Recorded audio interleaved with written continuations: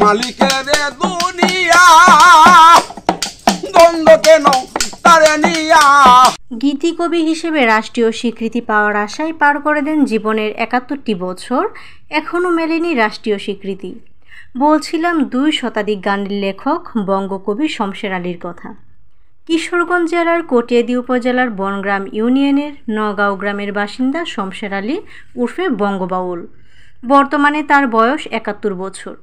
১০ বছর বয়স থেকে গ্রামের উস্তাদ রাজেন্দ্র কবির সান্নিধ্যে থেকে গান লেখা ও গাওয়ার তালিম নেন তিনি।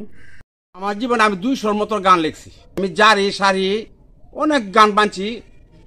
আমার বয়স ৭০। এর মধ্যে আমি আজকে ১০ বছর পর থেকে আমি গান গাইতেছি। আমার কালো একজন তরিকের ভর্তি ছিল, আমার এলাকার একজন ইয়াসিন আপনার কবি ছিল, রাজেন্দ্র কবি। কবি আমাদের গুরু, কবির কাছ থেকে আমি অনেক গান শিখছি। আগে মানুষের গান গাইছি, নিজের গান গাইতেছি আবার বানতে আছে।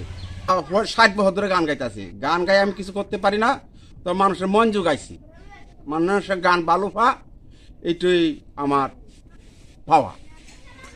অক্ষরজ্ঞানহীন এই চারণ কবি রচনা করেছেন ২ শতাধিক গান, জারি সারি, দেশাত্মবোধক, মরমী গান। সে গান রচনা করে গান গেয়ে গ্রামের মানুষের হৃদয় করেছেন বঙ্গবাউল। গান লই ব্যস্ত আছে, প্রায় পাড়ায় প্রতিতে গান শোনায়, বাড়িতে গান টান গায়। আমরা ছোটবেলার থেকে দেখি না গান গায়, একতারা বাজা, কুঞ্জুরি বাজা, বেলা বাজা সবসময় এই গানই গায়। আমরা হিন্দু মুসলমান একদম সবার সাথে ভালো ব্যবহার করে, সুন্দর মতো চলে। উনি গান নিয়ে ব্যস্ত থাকে, ওটাই তার পেশা। সংসার জীবনে ৩ সন্তানের জনক শমশের আলী উর্ফে বঙ্গবাউল স্ত্রীর অনুপ্রেরণায় আজও গান রচনা করে তা গ্রামেগঞ্জের মানুষকে শুনিয়ে যাচ্ছেন। সংসারের কোনো এলাকা রাখে না, এই গান বাজতেই করে, আকলামি করে, এর মধ্যে আমরা কোনো বাধা বুদ্ধি দিচ্ছি না।